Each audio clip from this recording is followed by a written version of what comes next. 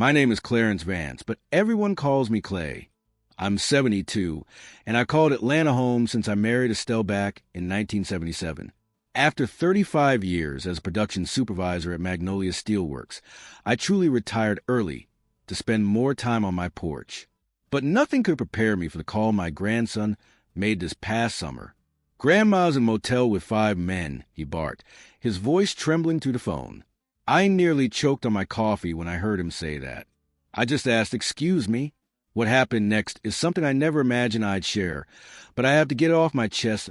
I was sitting on the porch of our Druid Hills home, steaming mug of coffee in hand, watching distant thunderclouds drift across the hot June sky. The cicadas drone in the magnolia trees, and a humid breeze carried the promise of rain. This porch, our sanctuary, had been my refuge ever since I called my own after retiring from Magnolia Steelworks. Out here, the world felt manageable. Estelle had driven off that morning, as she did every Tuesday and Thursday, for her cardiologist checkup. We'd said our usual, see you later in passing, like 2 roommates rather than life partners. Polite, brief, void of the warmth we once shared. Near 50 years under one roof will change a marriage, I'd learned. Snoring, creaky joints, separate bedrooms, all that routine. Still, I never expected this Tuesday to turn my world upside down. My phone buzzed in my pocket. I glanced at the screen. Miles, my grandson, freshly turned 19, always called me Pop. I smiled, ready to tease him about some football stat or college class. Instead, his voice rushed over the line, brittle and urgent. "Pop, you need to stay calm." His words struck me like a lightning bolt. "What is it, son?" I set my coffee down, the mug trembling in my grip. "Grandma." I saw her pull into the peach tree on Ponce de Leon Avenue. She wasn't alone. My heart skipped. "Miles, are you joking?" He cleared his throat. "No joke. She was with," he swallowed hard, "5 men in suits." I closed my eyes, numb. 5 men? At a motel? That was impossible. Estelle was at Dr. Owens's office, having her heart monitored. I inhaled deeply. "Son, where's this picture you promised?" I sent it. A moment later, my phone lit up an image. I stared until my vision blurred. There she was, my wife of 46 years, stepping through a motel lobby mid-afternoon. Her gray hair fell at chin length, her navy coat draped over one arm. That purse, my gift last Christmas, hung from her shoulder. My breath caught, and my knees threatened to buckle. "No way," I whispered. "Dad, I don't know what to think." "Keep driving," I said, every inch of me shaking. "Stay safe. I'll call you back." I hung up and sank onto the wooden rocker. A million questions barreled through my mind. Could it be someone who looked like her? Could my grandson have been mistaken? But the details in that photo, the coat, the purse, even the plate number of our old Chevy Malibu parked outside the motel, unmistakable. I rubbed my forehead and rose slowly. The back door stood ajar, the one I'd locked before stepping onto the porch. A chill ran down my spine. My first thought, a break-in? But that made no sense. I remembered hearing slight noises in the basement on Tuesdays and Thursdays, just enough to stir curiosity. Estelle always brushed them off as the neighbor's cat scratching at the back window. I'd believed her. Today, I wasn't so sure. I climbed the narrow stairway to the basement, each step a protest against my 80-something back. The air grew cooler, damper. A single bare bulb cast elongated shadows across stacked cardboard boxes, old furniture, and dusty holiday decorations. The hum of the refrigerator in the corner felt louder down here, as if underlining the silence. My heart pounded. I cleared my throat. "Estelle?" No answer, only the faint click of knitting needles. I rounded a stack of crates and stopped short. There she sat, a woman in a rocking chair, knitting. Gray hair, familiar posture, the same calm concentration she wore at night when working on blankets for our grandchildren. But it couldn't be her. She wore enormous headphones, utterly absorbed in her work. I swallowed hard. "Estelle?" She didn't look up. The needles clacked steadily. My pulse thundered in my ears. I seized a folded sweatshirt from a nearby shelf and crept forward, careful not to step on loose nails or tangle in electric cables. I raised the sweatshirt above her shoulder, intending to tug gently. Just then, the kitchen door upstairs banged, jolting me. I froze, the woman's head tilted, her shoulders swaying as though she heard distant music. My sweatshirt lowered slowly, my grip weakened by dread. If that was really Estelle, why would she hide in the basement, knitting? She hated this damp, cramped space. She always knitted in the living room, where the afternoon light pooled through the windows. Something was off. A picture flashed in my mind, the snapshot from the motel lobby. My beloved wife, traversing the Peachtree Inn, and here another woman with the same hands, the same knitting motions, who was in my house. I swallowed again and forced my legs to obey. I climbed back up the stairs so quietly that the floor squeaked beneath my slippers didn't betray me. The porch light outside still burned, and dark clouds rolled like distant thunderheads across the sky. I needed answers, and fast. In the hallway, my gaze fell on a small side table where Estelle left her reading glasses and a leather-bound notebook. I hesitated, then reached out for the glasses.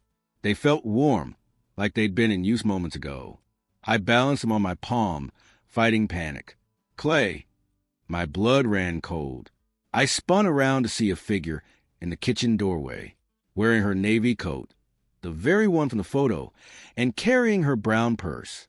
She blinked at me, concern etched on her face. "It's getting dark," she said, voice soft and familiar. "Did you want to make tea?" I darted a glance back toward the basement. My heart hammered. Who are you?" I stammered. She frowned, eyebrows drawn together. "I'm your wife." I took a shaky step forward. "No, you're Estelle, but..." I swallowed. "I saw you at the Peachtree Inn." Her eyes widened. For a moment she looked genuinely puzzled, then wary. She set her purse on the counter. The brass clasp clicked. "What are you talking about?" she asked, voice trembling now. "Tell me where you were this afternoon." She glanced at the clock. "It's almost 5. I've been here, watching the storm roll in." My mind raced back to the photo timestamp, 2:15 p.m. At that moment, when Estelle was supposedly at home. I remembered the faint whir of a camera shutter, my grandson's shaky breath, 5 suited men, and the basement. I swallowed hard. "Estelle," I said more firmly this time, "there's something you need to explain." Her face paled. She took a step back. The kitchen light reflected off her bracelet, my gift for our 45th anniversary. I blinked. It gleamed just as it did in the snapshot from earlier that morning. "Please," I demanded, "tell me the truth." She was silent. Outside, the first patter of rain began on the porch roof. The evening sky darkened to slate. Somewhere in the house, a clock ticked away seconds that felt like years. I was born in the winter of 1953, in the rolling tobacco fields of upstate South Carolina. My parents, Geneva and Theodore, eked out a living growing tobacco and cotton on a small plot of land inherited from Grandpa Vance. Winters were brutal, and my young hands cracked from the cold. Summers baked the red clay so hard you could hear it pop like popcorn underfoot. There were 5 of us boys, and our father believed a proper farmer's son learned responsibility early, usually by carrying a heavy sack of tobacco or feeling the sting of a belt for slacking off. My mother, gentle as a summer breeze, did her best to soften my father's strictness. She'd wake us before dawn with biscuits and gravy, then sing softly as we ate. In those early years, I learned how to appreciate hard work and tender kindness in the same breath. Still, by the age of 16, a restlessness grew in me. I dreamed of city lights and open possibilities, things I had only glimpsed on the battered postcards in the general store. One chilly March morning in 1969, after another belt-marked lesson in discipline, I made up my mind, with my mother's hidden blessing. A single dollar bill pressed into my palm, and a handful of savings from sporadic odd jobs. I packed 2 changes of clothes into a cardboard suitcase and caught the Greyhound bus north to Atlanta. The day I left, Mama stood at the front gate, waving until I disappeared down the dusty road. Dad didn't say a word.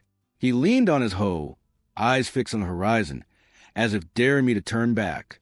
Arriving in Atlanta was like stepping into another world. The downtown station towered over me, and I felt small as a mouse scuttling into a maze of steel and concrete. My suitcase, weighted with hope and fear, barely made it onto the platform. In the days that followed, I bunked in a cheap boarding house on Peachtree Street, sharing a narrow bed with men younger and older than me who sniffed of sweat and ambition. I spent every sunrise scanning help-wanted ads, knocking on steel doors of factories, feeling the sting of rejection like salt in a fresh wound. Then I found Magnolia Steelworks. It wasn't glamorous. It was a massive complex of clanking machines, hissing steam, and rivers of molten metal.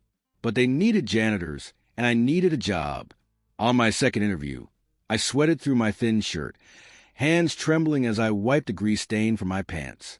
Mr. Foster, the operations manager, glanced at my callous hands and said, "You've worked a hard life already, son. You start Monday."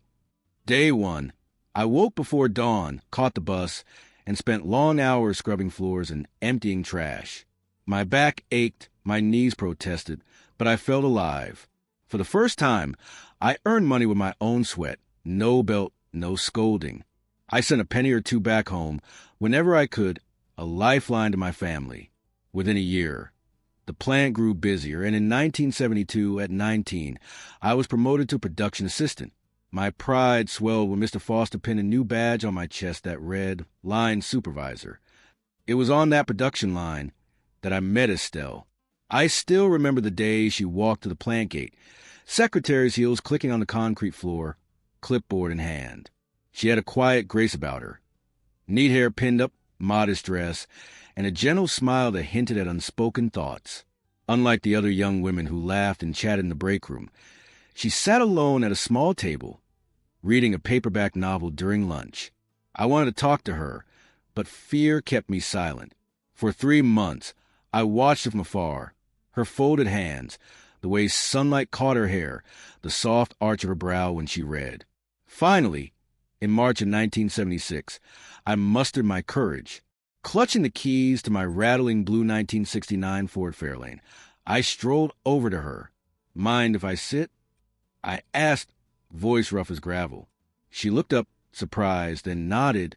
"Name's Clarence Vance," I said, offering a shy handshake. "Clay, to most folks." "Estelle Reynolds," she replied, warm and welcoming. Our conversation started with small talk, weather, the growing of the factory, our favorite novels.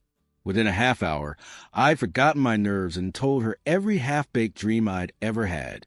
She listened, eyes bright, nodding as if she believed in that anxious farm boy's future. That night, I drove her to the old Dixie Theater downtown, where they were showing a Sidney Poitier film. I was terrified I'd spill coffee on her dress or stumble over my words, but she laughed kindly when I tripped on the curb. From that moment on, we were inseparable. Courtship was sweet and simple. Sunday drives along the Chattahoochee River, picnics in Piedmont Park, and evenings on my cramped porch, talking until the fireflies sang. By December, I asked her father for her hand, over dinner, with turkey and all the trimmings. He eyed me over his glass of iced tea, then smiled. "Clay, she's a good girl. Treat her right." I promised I would. We married the following July of 1977 in a small ceremony at the Decatur Methodist Church. I was 24, she was 20. We moved into a rented bungalow in Decatur, paint peeling and rent cheap, but it was ours. Over the next few years, I worked my way up from production assistant to junior supervisor, then senior supervisor, and eventually production manager. Estelle managed our home with the same quiet competence she showed at the steelworks, organizing birthdays, nurturing friendships, and stapling ribbons onto our newborn daughter's onesies. In 1979, our first child, Naya, arrived. Holding her in my arms felt like touching pure joy. Estelle glowed, patient, nurturing, every ounce of devoted mother I'd always hoped she'd be. 2 years later, Darius joined the family, and our little bungalow burst at the seams. We scraped and saved, celebrating each raise with a new coat of paint or a Sunday picnic in the backyard. Through it all, our love felt unbreakable. Even as the plant changed, new management, layoffs, and the relentless were machines, I took pride in providing for my family. We bought our dream house in Druid Hills in 1990, a sprawling 4-bedroom with a basement that was supposed to be storage but quickly became Estelle's knitting nook. I never imagined that same basement would become the setting for the most shocking chapter of our lives. By my 45th birthday, I had retired on a respectable pension, my hands still marked by decades of hard labor. Estelle continued her cardiologist appointments twice a week, Tuesdays and Thursdays, always on schedule. Our children grew, married, and brought grandchildren into the world. We settled into a comfortable routine: porch coffee, midday naps, Sunday lunch with family. But beneath that quiet surface, the clues were already there: soft thuds in the basement, faint knitting needles clicking, the echo of footsteps down narrow stairs. I just never guessed they signified anything more than a stray cat or a neighbor's distant dogs. Not until the day my grandson's picture arrived, and the face I loved appeared at the Peachtree Inn. And so here I am, Clay Vance, reflecting on a journey from dusty fields to the steelworks floor, from shy glances in the break room to a lifelong partnership. I never imagined how far those steps would take me, nor that the next footsteps I'd hear belonged to someone who looked exactly like my wife, and yet wasn't her at all. We married in July 1977 at 24 and 20 in a small Decatur Methodist church, surrounded by family and a handful of friends. The ceremony was simple: white lace, church hymns, my best suit pressed by Mama, and Estelle's soft smile that lit up the steeple windows. After we exchanged vows, we piled into my blue '69 Fairlane and drove to our rented bungalow on Sycamore Street. The house was cramped, 2 bedrooms, a sagging porch, and peeling paint, but it was ours. In the months that followed, we turned that little bungalow into a home. Estelle hung lace curtains in the living room and planted a small rose bed by the front stoop. I worked 12-hour shifts on the plant floor at Magnolia Steelworks, earnest and eager, while she balanced grocery shopping, utility bills, and evenings spent reading by lamplight. Our routine felt steady as the seasons. I rose before dawn to catch the first bus, and she fell asleep knitting under a quilt I made from leftover fabric. I climbed the ranks quickly. By 1979, just 2 years after I started as a janitor, I was supervising a small crew on the line, a position that came with a new badge, a crisp uniform, and 50 cents more per hour. That same year, we welcomed our first child, Naya, into the world. Holding her tiny body in my arms at the hospital felt like cradling all my hopes and dreams. Estelle beamed with motherly delight, her cheeks rosy, her hands trembling as she stroked Naya's downy head. Raising an infant on a supervisor's salary was no picnic. We shared a single baby crib in our bedroom, and I'd tiptoe out at 3 a.m. to change diapers and warm formula. Estelle whispered words of praise every time I soothed our daughter back to sleep. Those late nights cemented something in me. I'd work every extra shift, drive every extra mile, if it meant protecting and providing for my family. In 1981, Darius arrived, strong, healthy, and full of restless energy. Our bungalow groaned under the weight of toys, baby swings, and the constant patter of little feet. Estelle decided to leave her secretarial job at the steelworks to care for our growing brood, and I welcomed the sacrifice without question. Her days centered on playdates, PTA meetings, and crafting birthday parties that became the talk of the neighborhood. Meanwhile, I dove into night classes at the community college, determined to earn a diploma and prove I was more than a factory hand. Those years were a blur of milestones: teaching Naya to ride her bike in the front yard, coaching Darius on his first catch in the backyard baseball field, and celebrating my promotion to senior supervisor in '82, a raise that helped us move out of our patchwork bungalow and into a modest 2-story in Midtown. I'll never forget that day. Estelle stood on the front steps, arms crossed over her apron, tears in her eyes as she watched me unload the mattress from the moving truck. "We'll grow into this, I promise," and she laughed, her voice echoing through empty rooms full of promise. The 1980s brought new challenges. Inflation bit into paychecks, and the steel industry limped through recessions. In 1985, the massive '80s financial downturn closed our plant for nearly a month. I reported early shifts, late shifts, anything to keep the lights on. Estelle took on sewing alterations for neighbors and sold homemade pies at the church bazaar. Together, we tightened our belts and made ends meet. Late-night pizza was a luxury. Peanut butter sandwiches became a staple. Still, we persevered. By 1989, I was production manager, overseeing 200 employees and liaising with corporate. I bought my first new car, a metallic blue Chevy Cavalier with power steering, and took Estelle to dinner downtown to celebrate. We danced in a dim restaurant to a piano bar's slow tune, and for a moment, the flame of our early romance flickered back to life. In 1990, after scrimping for years, we purchased the spacious Druid Hills house I still live in today. For bedrooms, a yard big enough for Sunday barbecues, and a basement that quickly became Estelle's knitting retreat. Seeing her survey that basement, stacking boxes of yarn, unpacking her knitting needles, I felt proud that we'd built this life together. But as the years rolled on, cracks began to show. Naya left for Emory University in '95, and her departure was bittersweet. We hosted a backyard barbecue for 50 relatives, old and new, and watched our daughter's joy as she announced her acceptance letter. Simultaneously, I noticed Estelle's quiet shift. She spent weeks emailing Naya about classes, upcoming exams, and her loneliness in the empty house. Darius, meanwhile, struggled with school. Teachers suggested he had attention issues. We shuttled him from one specialist to another until he found his calling in athletics. With the kids out of the nest by 1998, our home fell silent. I threw myself into the plant's modernization efforts as foreign competition and new management practices threatened every plant in the region. I logged extra hours, strategy meetings, budget forecasts, and interviews with prospective engineers fresh out of college. Estelle dove into volunteer work, church committees, book clubs, craft circles. Our dinners together became brief affairs. 2 plates at opposite ends of a long table. Conversation revolved around the weather or neighborhood gossip. Touching declined to occasional polite hugs or pecks on the cheek. I attributed her distance to newfound independence. She chalked my busyness up to corporate pressure. Yet, deep down, we both felt the gulf widening. In the spring of 2003, I suffered a mild heart attack, a reality check that arrived without warning. One morning, I awoke sweaty, chest tight, and collapsed in our bathroom. I remember Estelle's panicked face hovering above me, her voice brittle as she called the ambulance. The doctor's words stung. "Mr. Vance, reduce stress. Exercise. Change your diet." That summer, I traded my office chair for a treadmill.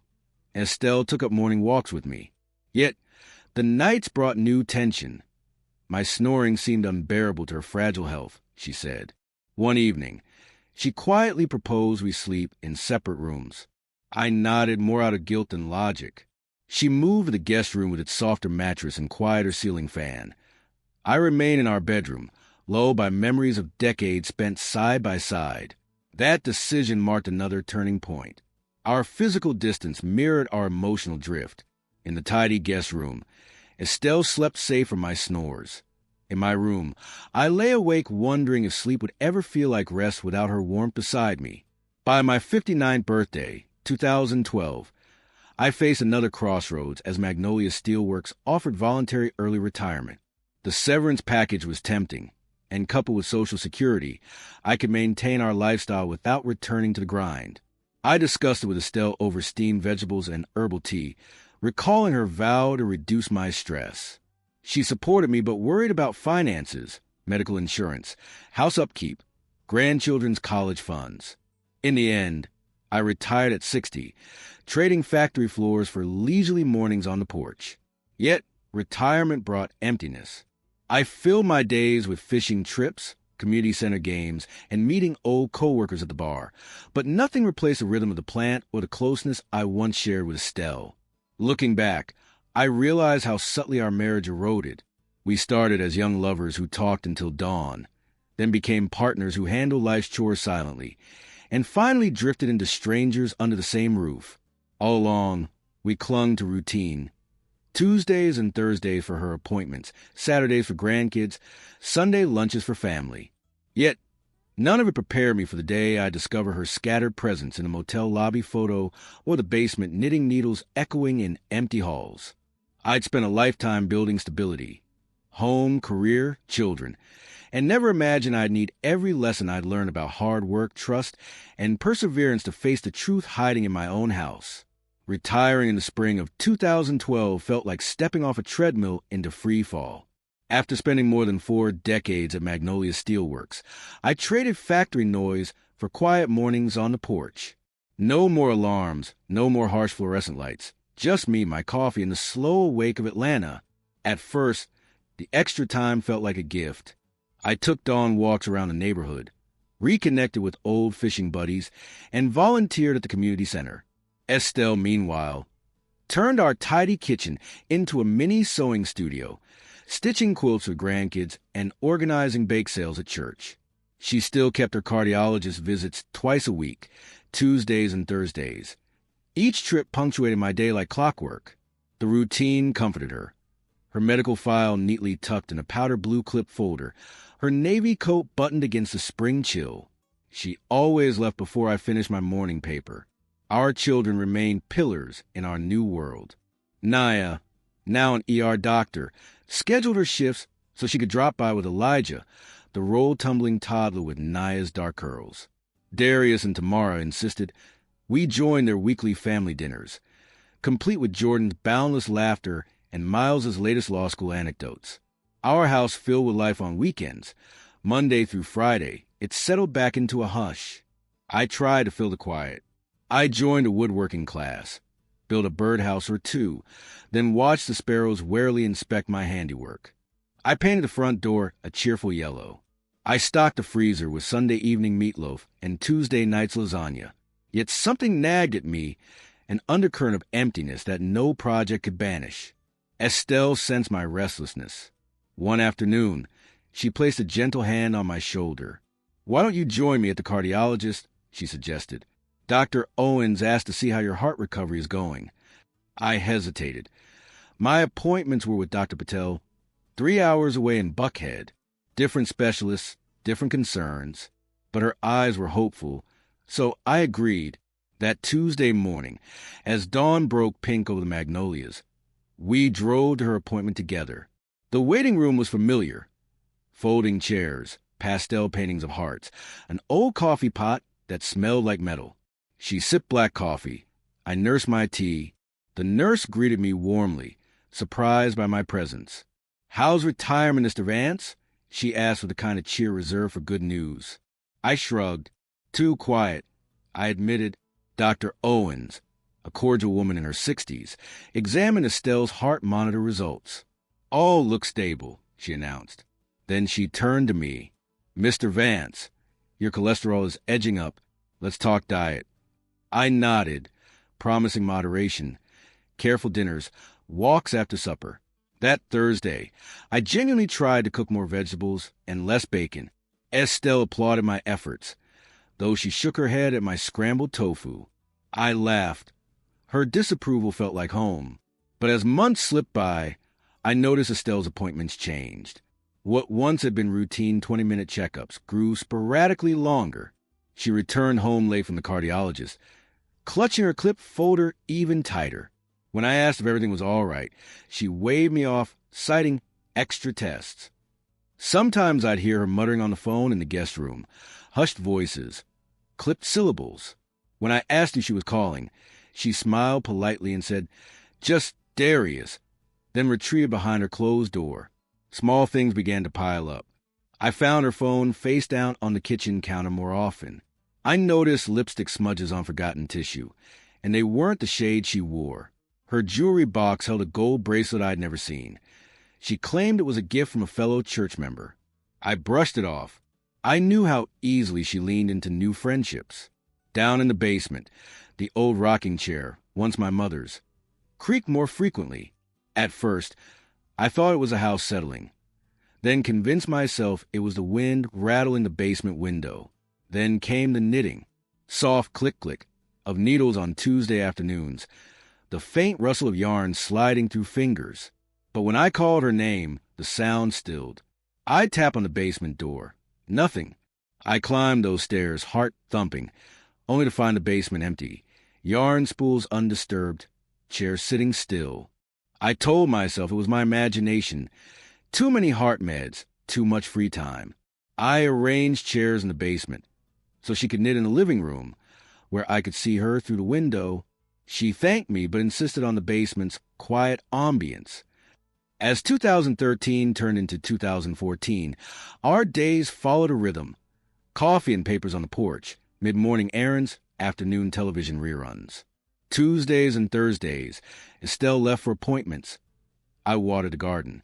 Weekends, the grandchildren arrived, little hands eager to show me artwork and neat rows of pressed flowers.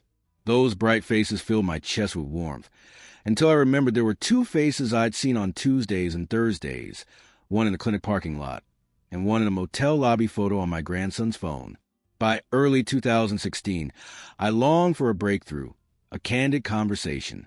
One evening after dinner, I cleared my throat. "Estelle, do you ever feel restless?" She looked at me over her teacup, eyebrows raised. "Restless? Why?" I hesitated. I pictured her, surrounded by 5 men in suits. My voice wavered. "Sometimes I hear noises in the basement, and you've started taking longer medical tests. I worry." Her expression tightened. She set the teacup down, hands trembling just slightly. "Clay, I promise nothing is wrong. I need those tests because my doctor found a mild arrhythmia last fall." An arrhythmia, a faint medical word that washed over me. She had new symptoms, new tests. My worry receded into trust. I believed her. Still, I replaced the batteries on the basement window sensor and clipped the door latch so I could hear if the door opened. I told myself it was precautionary. Worry does that to a man of 70. In 2017, when the grandchildren's visits became monthly, I found new joys, baseball games and dance recitals replacing factory shifts and board meetings. Estelle took delight in preparing care packages, hand-knit socks, bottle preserves, family photographs in wooden frames. I reveled in her excitement, my wife at her best. Yet every Tuesday afternoon, my old doubts fluttered back. I glanced at my watch. 1:45 p.m., time for her to leave. I watched the driveway, gray sedan, navy coat, neat purse. When she drove away, a heavy hush settled.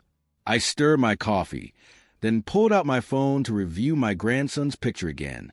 By 2018, the house felt as if it were holding its breath every Tuesday and Thursday, waiting. I quit the woodworking class. Too noisy. I couldn't focus. I tried reading detective novels to sharpen my mind, but the plots unsettled me. Scenes of stolen identities, hidden twins, basement secrets. I closed those books quickly, the familiar fear rising in my chest. I decided to talk to Miles. One Thursday evening, while he was home from midterms, I pulled him aside on the porch. "Son," I said, voice low, "that photo you sent, are you sure?" He stared at me, earnest. "Pop, I'm sure. I saw her at 2:15 p.m., Ponce de Leon Avenue. I snapped it fast. I didn't want to get caught."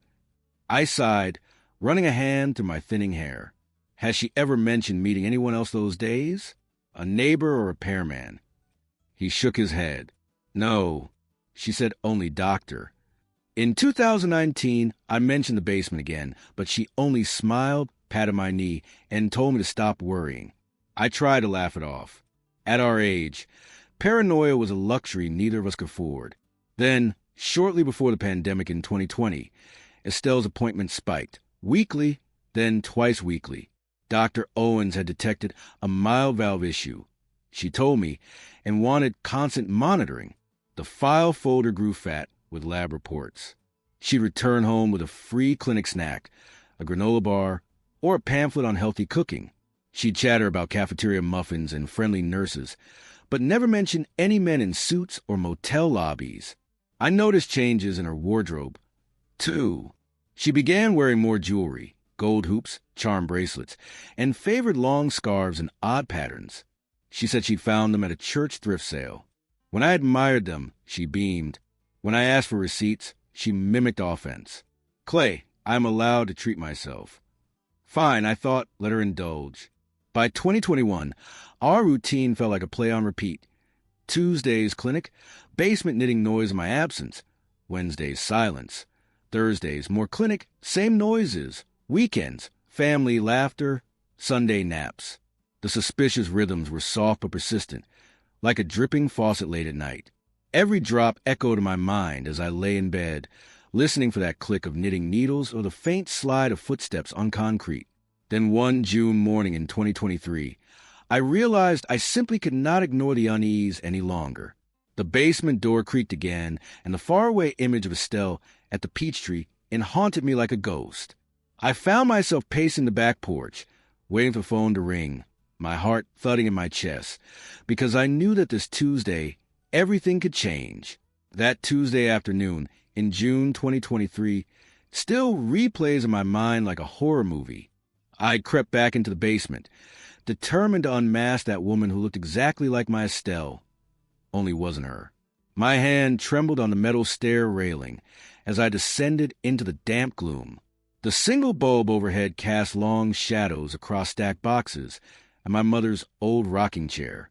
There she sat again, headphones on, knitting needles clicking. "Who are you?" I demanded, my voice echoing off the concrete walls. She paused mid-stitch, stripped off the headphones, and stared at me with wide, frightened eyes that were Estelle's fault, except for a cold unease in their depths. My heart thudded painfully in my chest. I'm your wife," she stammered, but her lips quivered as though she were auditioning for a role. I swallowed hard. "Don't play games. You nearly killed me this morning." She recoiled. "Clay, I didn't." "Don't lie." I snapped. "You've been living here twice a week for months. I saw you at the Peachtree Inn. I saw your wrists, no bracelet." She flinched, and I saw the truth flicker across her face. Gathering courage, I strode forward and grabbed her knitting bag. Out tumbled spools of yarn, and beneath them, a small leather wallet. My breath caught. I pocketed the wallet and raced upstairs. In the kitchen, I slammed the wallet on the counter. "Explain this." She paled as I flipped it open. An ID reading Alara Rhodes, sharing my wife's birthday. Bank receipts trailed into June. $40 transfers every Tuesday and Thursday to an account in that name. And a hastily scribbled note in Estelle's handwriting. "Emergency. Had to leave early. Clay's on porch. Use headphones as agreed. I'll be back before 5. My world spun. A twin sister? An agreed deception? "I'm not Estelle," the woman whispered. "I'm her twin, Alara. She arranged this. She pays me pretend." I backed away, stomach churning. "Why?" Her shoulders drooped. "Money. She needed extra." But then, I grabbed my phone. "Where is she now?" She shook her head, tears in her eyes. "I don't know." My pulse raced. I dialed Estelle's cell. 1 ring, 2 voicemail. "Damn it!" I muttered and dashed the garage for my own phone. I launched our family location app. A dot blinked on my screen. Home, not the clinic. Home. Panicked. I turned back to Alara, but she'd slipped past me, racing for the basement stairs. I pursued, heart pounding, only to find her gone. In that instant, I tripped on a loose floorboard and tumbled headfirst down the stairs. A searing pain exploded at the base of my skull. My vision fractured, darkness and spinning light. I tried to cry out, but my voice drowned in the hollow basement. When I came to, the smell of antiseptic and the steady beep of a heart monitor greeted me. My head throbbed. I blinked against the bright hospital lights until shapes emerged. My daughter Naya in scrubs at my bedside and a woman to my left, tears streaming down her cheeks. Her gray hair fell in soft waves, a familiar bracelet glinting on her wrist. "Pop," Naya whispered, relief breaking her voice. "You gave us such a scare." My dry throat rasped. "Naya, is that Mom?" The woman leaned forward. "Clay, it's me." Her voice was soft, warm. "My Estelle. Real Estelle." My chest tightened. I tried to sit up. "What happened?" She gripped my hand. "Neighbor found you at the bottom of the basement stairs. He called 911. You had a concussion." I closed my eyes. "Alara," Estelle's face paled. "Who?" "She's your sister." I croaked, and Naya's eyes widened. My daughter exchanged glances with her mother. "Mom, you have a twin sister?" Estelle closed her eyes, ashamed. I never meant. Naya's hand squeezed mine. Tell us everything. I glanced at the clock on the wall. Past 6 o'clock. Thunder rumbled outside. My hospital gown smelled like bleach. I felt both hollow and grateful to be alive. Son saw you at the motel. I confronted Alara in the basement. She had your knitting, your chair, your voice, everything but your bracelet. I said, voice faltering. When she realized I'd found out, she pushed me down. That's all I remember until I woke here. Estelle's tears fell freely now. Clay, I never told you about her because I was ashamed. She begged me. I agreed, and then it all spun out of control. Naya's lip quivered. Mom, why? Estelle bowed her head. We were struggling. I thought I was helping, sending her the money, $40 a week. But then it became more. Her voice cracked. I'm so sorry. I closed my eyes, fatigue flooding me. My pulse slowed to the steady beep of the monitor. Painkillers blurred the edges of the room. Naya pressed a soft kiss to my forehead. We'll figure this out, she whispered. I opened one eye and saw my wife at my side. Beloved, flawed human. The truth lay between us now, raw as the wound at the back of my head. Lightning flashed outside, illuminating the room in stark relief. Rest, Estelle murmured. Just rest. I remained in the hospital for 2 more days under observation. My daughter Naya refused to leave my side, slipping in and out of scrubs with worried eyes. Estelle was allowed brief visits, just enough for her to brush a damp strand of hair from my forehead before the nurses reminded her visiting hours were over. Each visit, she sat close, whispering apologies I couldn't fully hear over the relentless beep of my heart monitor. On the morning of day 3, a uniformed officer knocked on my door. He introduced himself as Detective Reynolds from the Atlanta Homicide Division. My chest tightened. Mr. Vance, he said, we need your cooperation. Certainly, I croaked, managing a weak nod. He stepped inside with calm efficiency, flashing an official badge. We have evidence indicating the fall wasn't accidental. There are signs of a struggle in the basement, and a hammer with your blood on it was recovered. My breath caught. Wait, Alara attacked me? Reynolds nodded. She attempted to kill you. We have witness statements, security camera footage from a neighbor's house, and Alara's own confession. She's in custody. I blinked. So that's where she went. She didn't flee to a distant city after the attack. She remained in our neighborhood long enough to be spotted by Mr. Hayes. I pictured him, our kindly next-door neighbor, hearing my fall, finding me unconscious, calling 911, then cowering until paramedics arrived. Can you tell me what happened the afternoon of June 13th? Reynolds asked, setting a small recorder on the bedside table. I exchanged a glance with Estelle, who held my hand tightly. I inhaled deeply and recounted the motel photo, the basement encounter, finding the wallet, confronting Alara, racing upstairs, and then nothing until I woke here. He scribbled notes, then said, that's consistent with her statement. She admitted she and Mrs. Vance devised a double-life scheme, but when she realized you discovered it, she panicked. I swallowed. What scheme? Replacing Mrs. Vance's presence on Tuesdays and Thursdays. According to Alara, she collected $40 in cash from your wife each week. Money transferred from Mrs. Vance's account for playing a role in your home. The original plan was to earn a small supplement, then quietly vanish. How long did she say it went on? I managed 24 months. 2 years. My wife's twin. My wife I barely knew. Living in our house twice a week. Swapping places while she ferried between the cardiologist and a motel on Ponce de Leon. Detective Reynolds looked up. We recovered a significant sum of cash on Alara at the time of her arrest.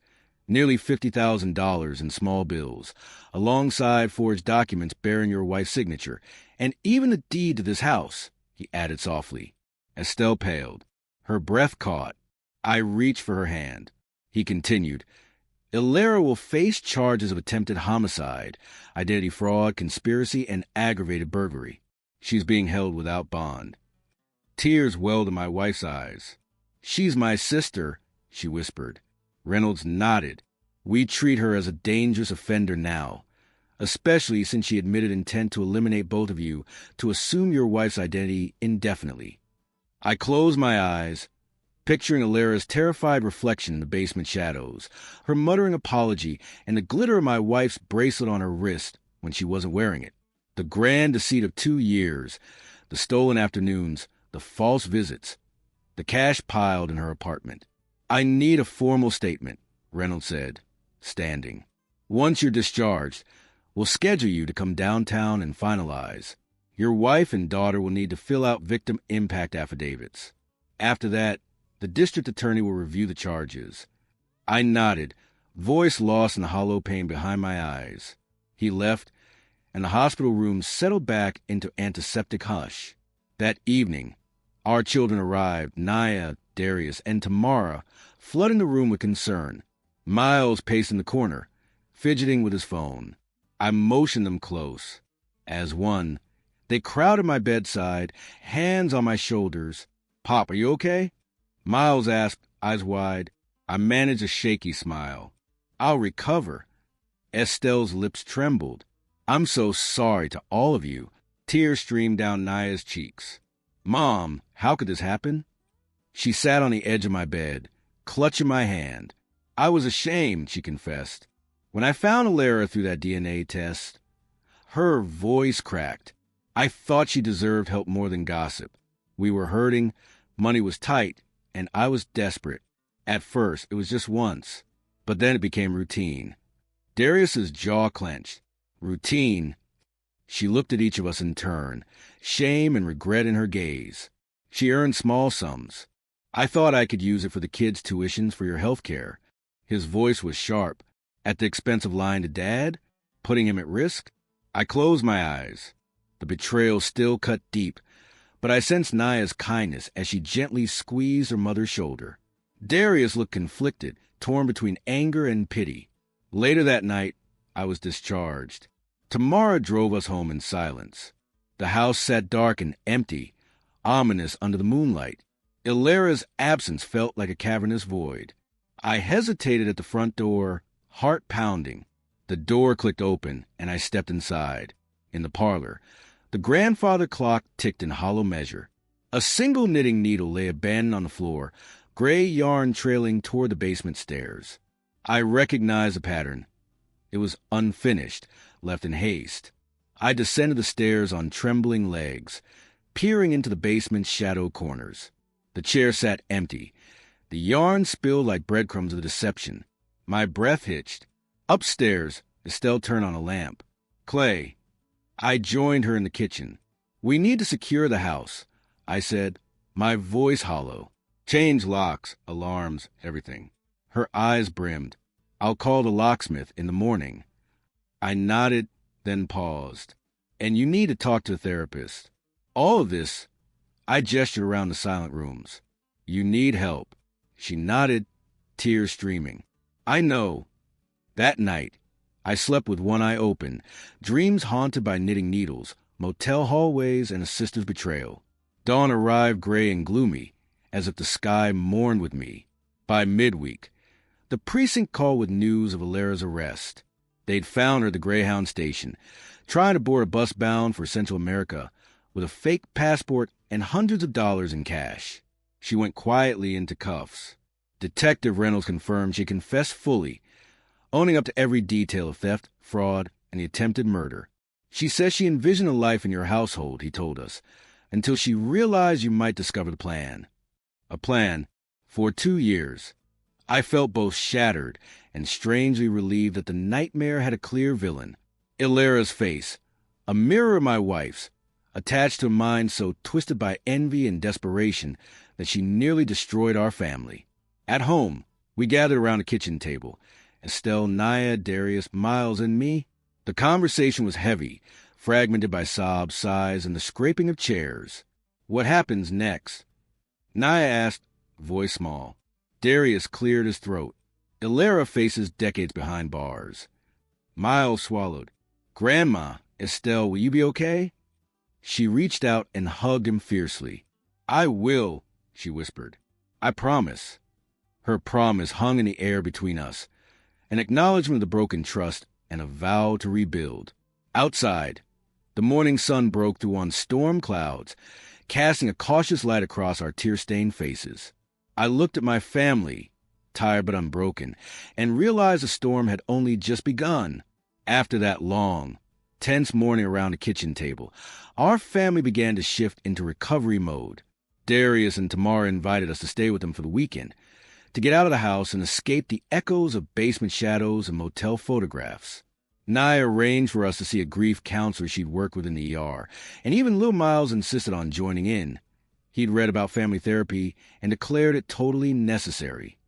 By Sunday afternoon, I found myself in a cozy office beneath soft lamplight, sitting on a cushioned couch beside Estelle. Across from us, Dr. Pearson, warm, gray-haired, gentle, encouraged us to share.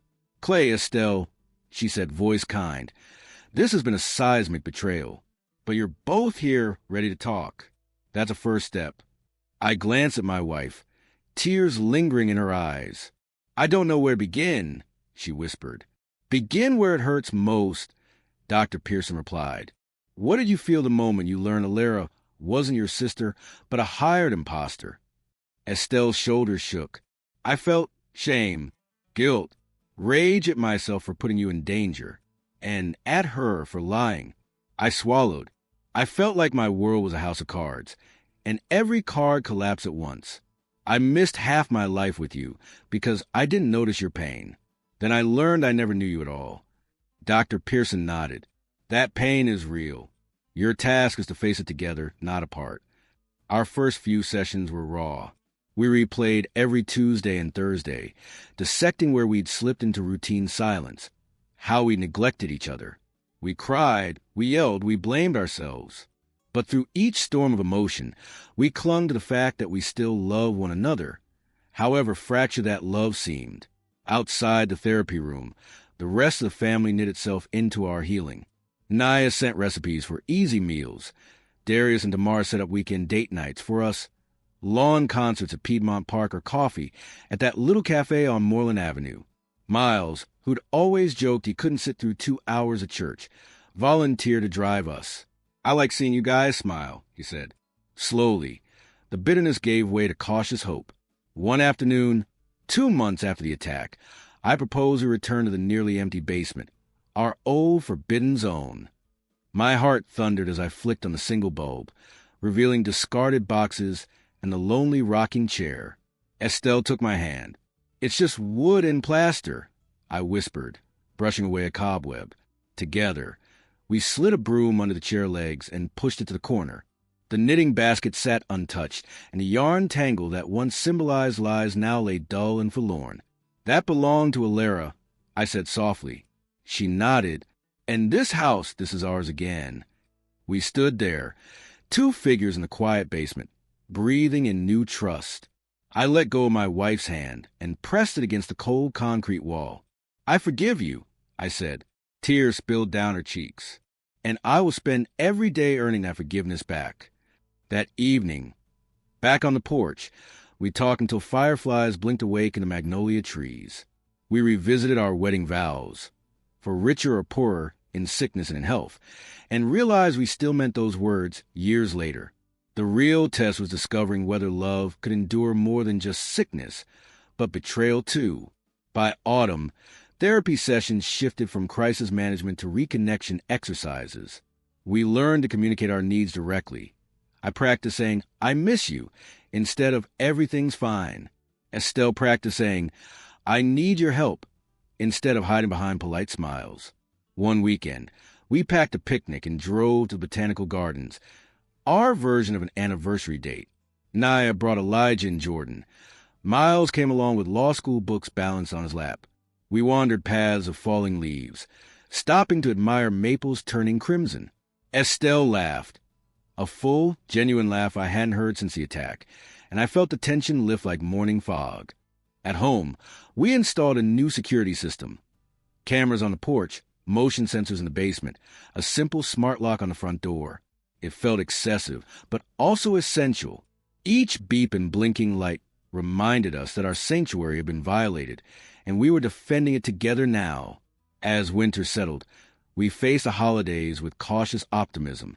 Christmas lights strung along the roof, wreaths on the door, and a fresh box of yarn for Estelle, this time bought by me. We baked Christmas cookies for the first time in years. Colorful sprinkles, gingerbread men, peppermint bark. Laughter echoed through the kitchen as I attempted a candy cane swirl that ended up looking more like a peppermint puddle. Estelle teased me gently, and I realized how healing humor could be. On New Year's Eve, we sat on the porch and threw blankets as fireworks crackled overhead. My head still throbbed occasionally, a reminder of Alera's blow, but my heart felt full in a way it hadn't in decades. We toasted cocoa mugs and watched for shooting stars. In February 2024, nearly 8 months after the attack, I surprised Estelle with a small ring, an antique gold band engraved with "Still Ours." Inside the ring's box was a folded sheet of handwritten paper, our original vows, slightly smudged with age. She gasped and clutched my hand.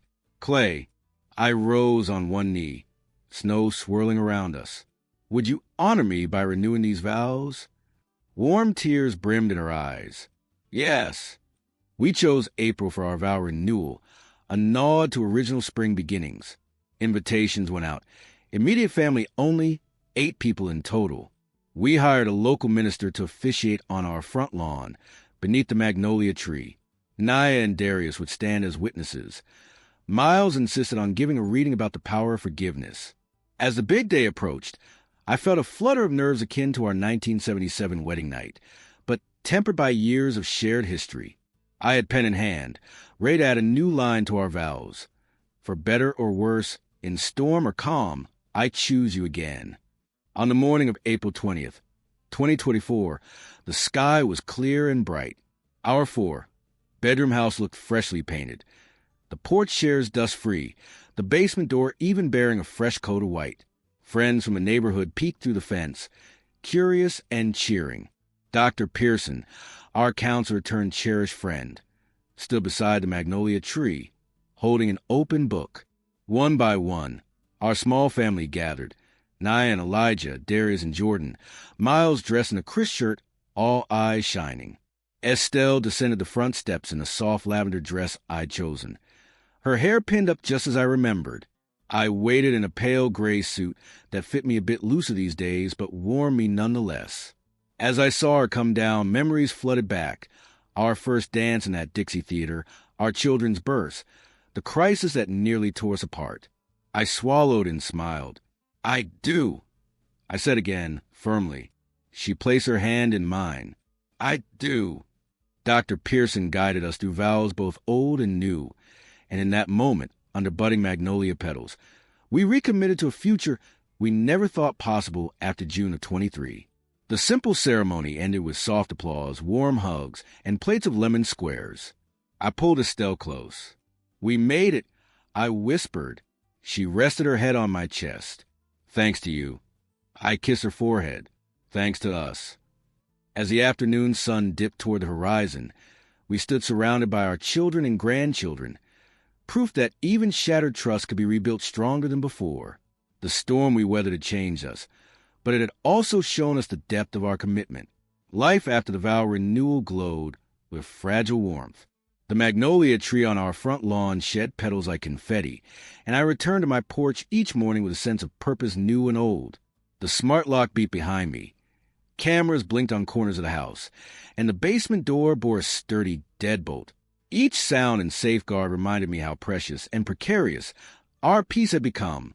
Yet as April turned to May, one final surprise awaited us. Detective Reynolds phoned with quiet urgency. "Mr. Vance, I'm sorry to report, Alera Rhodes was found deceased in her cell this morning." I felt the porch rail slip beneath my fingers. Alera was dead. Suicide, they said, an abrupt end to a criminal saga that had scarred our family. In the days that followed, we learned she left a letter addressed to all of us. Detective Reynolds read the salient parts. She confessed to falsifying the DNA results at the clinic, exploiting her position as a lab assistant. She admitted an obsession with my family's life, marriage, home, grandchildren, and a plan to usurp it permanently. She apologized for the violence, begging forgiveness I wasn't sure I could grant. The revelation that her schemes began long before we ever met her shook me anew. My wife, Estelle, had not discovered a sister by chance. Elara had discovered us, manipulated our anonymity, and executed a plan born of envy and mental illness.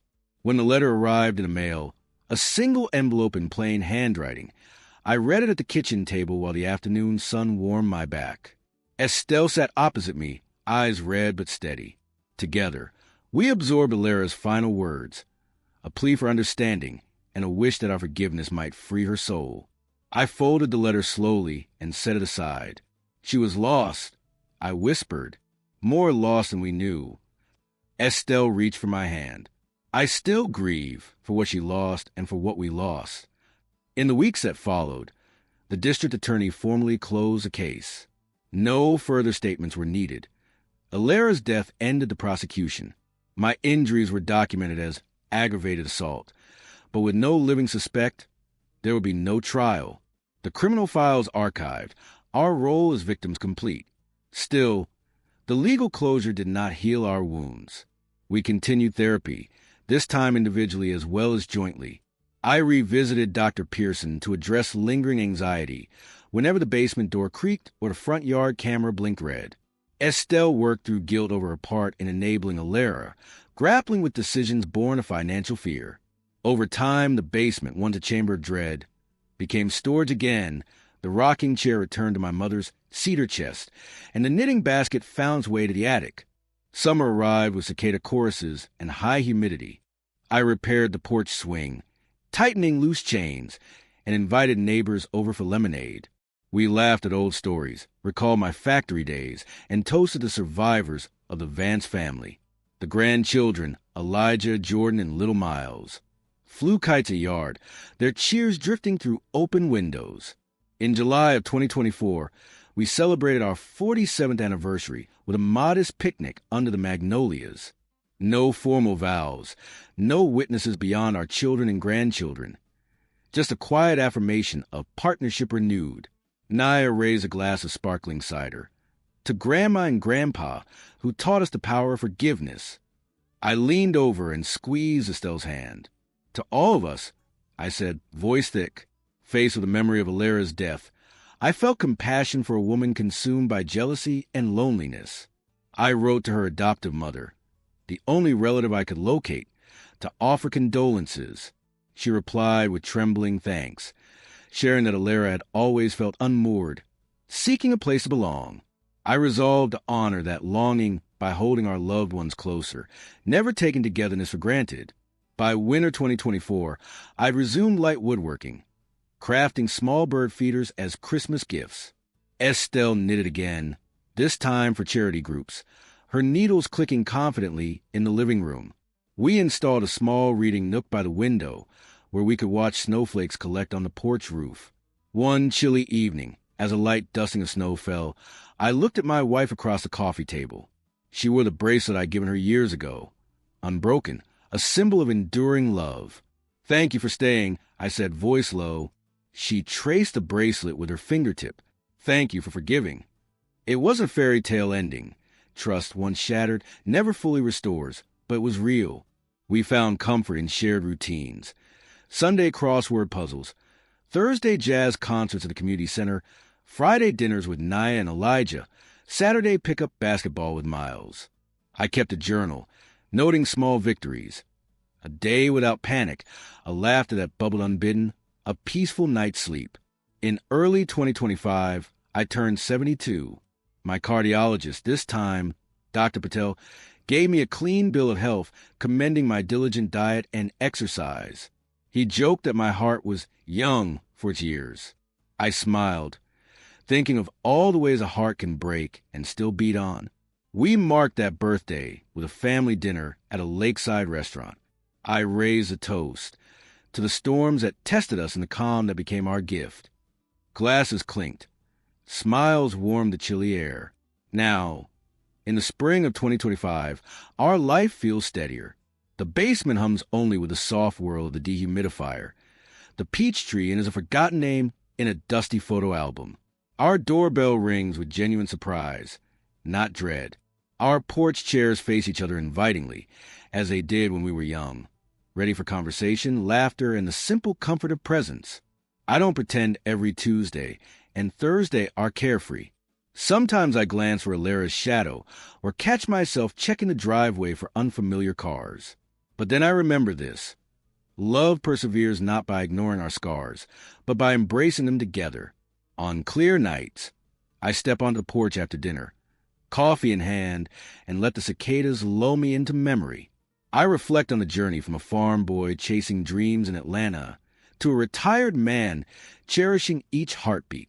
I think of the stolen afternoons, the basement confrontation, the near-fatal fall, and the improbable grace that led us back to each other. Above me, magnolia petals drift like confetti once more, a reminder that beauty and loss coexist. As the stars emerge, I whisper goodnight to my wife across the porch rail, grateful that after storms both literal and figurative, our sky remains open and ever so lightly bluer.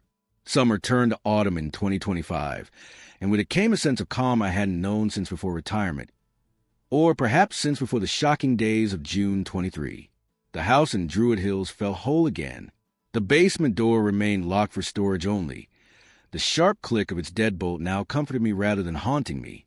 My mornings began with a stroll around the garden, inspecting the first frost on fallen magnolia petals. Each breath of crisp air felt like a small blessing. Estelle and I kept our routine light, but meaningful. Porch coffee at sunrise, crossword puzzles shared under soft lamplight, and Sunday volunteer hours at the community food pantry. Where once my ears strained for the click-click of hidden knitting needles, now I listen for birdsong and children's laughter at the neighborhood playground.